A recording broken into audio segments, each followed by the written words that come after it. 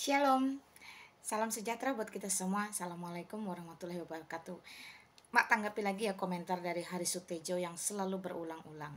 Tapi nggak apa-apa lah, ini membuktikan, menandakan dia sangat tertarik akan keselamatan di dalam Yesus Kristus. Karena sejatinya memang hanya Yesus Kristuslah satu-satunya jalan ke surga. Karena dia adalah firman Allah, dia adalah Allah itu sendiri hakikatnya yang nusul ke dunia menjadi manusia. Dia adalah Tuhan karena penguasaannya di surga, di bumi, dan di dunia orang mati sudah dibuktikan.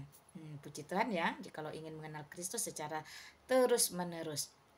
Dia nggak tahu kalau Yesus dikasih kitab sama Allah, lalu Yesus bicara akan ada nabi baru, yaitu Muhammad.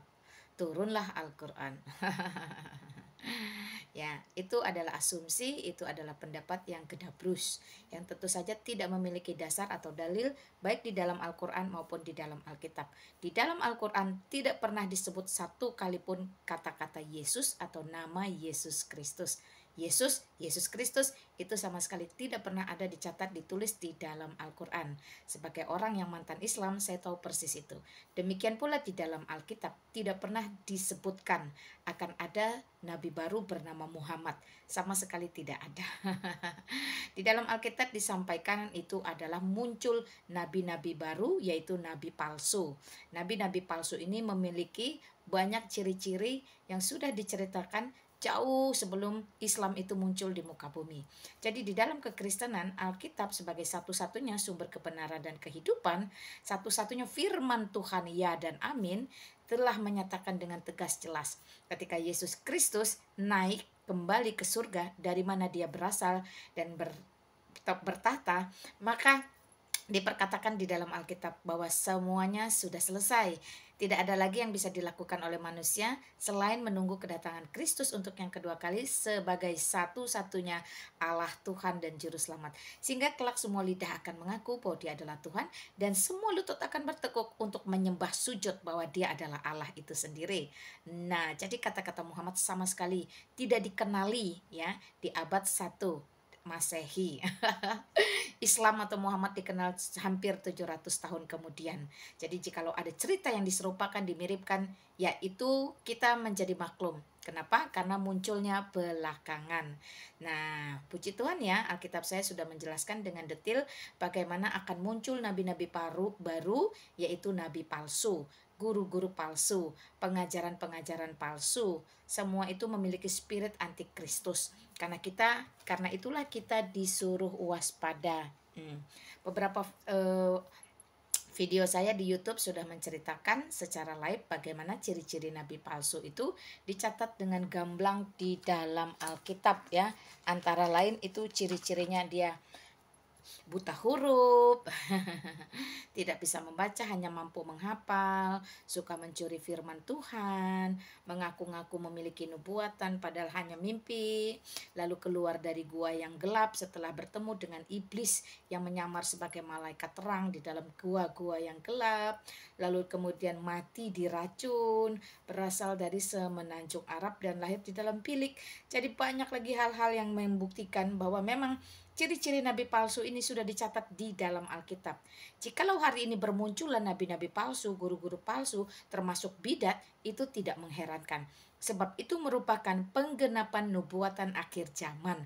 Dicatat di dalam 2 Petrus pasal 2 ayat 1 sampai 22, dicatat dalam Yohanes, banyak dicatat dalam Yesaya, dalam Yeremia. Semua penggenapan nubuatan akhir zaman merupakan nabi palsu, guru palsu, pengajaran palsu, Injil palsu, Yesus palsu, dan para bidat itu bukan sesuatu yang wow lagi, sebab sudah dinyatakan di dalam Alkitab ribuan tahun silam.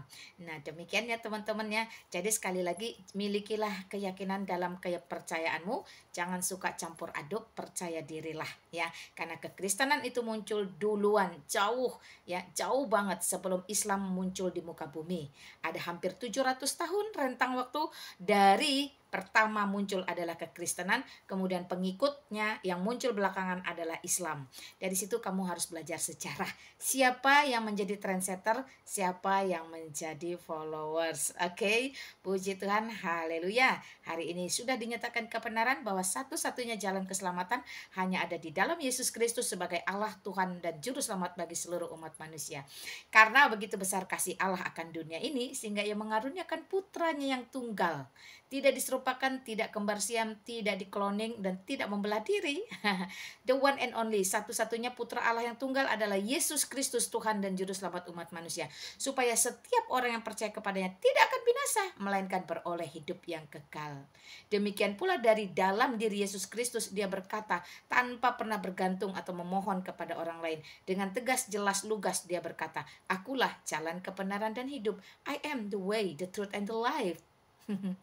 Tidak ada seorang pun, no one, bisa datang kepada Bapa, no others way, jikalau tidak melalui aku. Haleluya, puji Tuhan. Satu, jaminan keselamatan. Ditambah Yohanes 10 ayat 28.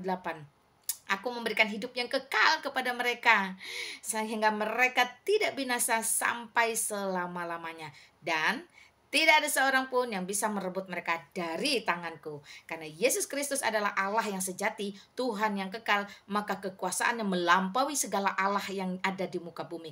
Melampaui segala Tuhan yang disembah, dipuji oleh umat manusia.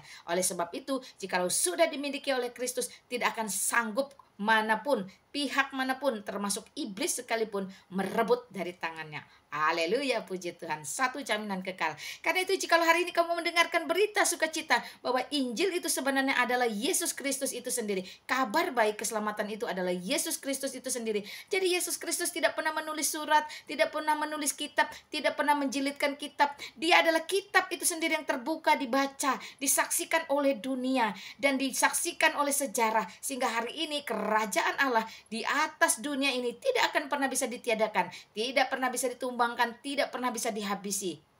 Ya, karena yang membangun kerajaan Allah adalah Allah sendiri, yaitu Yesus Kristus, Tuhan dan Juru Selamat. Sekali lagi, Injil di dalam kekristenan bukan kitab yang gedebuk jatuh dari langit, tetapi Injil di dalam kekristenan artinya adalah kabar baik, kabar keselamatan, sukacita di dalam Yesus Kristus. Kabar baik ini, Injil ini ditulis oleh murid-muridnya Matius, Markus, Lukas, Yohanes. Di luar 4 Injil ini semuanya adalah Injil palsu.